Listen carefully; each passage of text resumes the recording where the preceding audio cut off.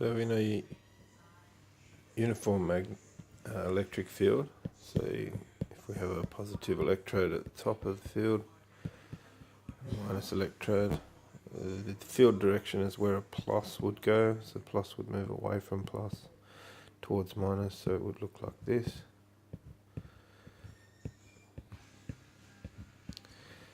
And the force acting on a particle is equivalent to charge of the particle times the field strength.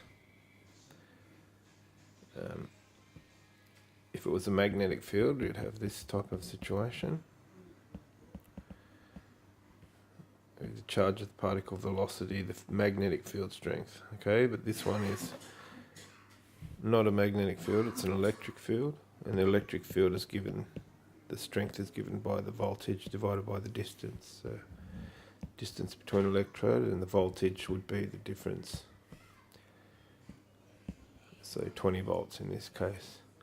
Now an object placed in this field, if it moved anywhere else in this field from X to Y or X to Z or X to A, because it's a uniform magnetic field, the force does not consider the distance from electrode or anything like that.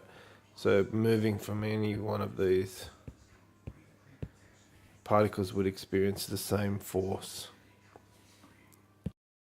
And the electric field strength, E, is the same in all positions in a uniform electric field.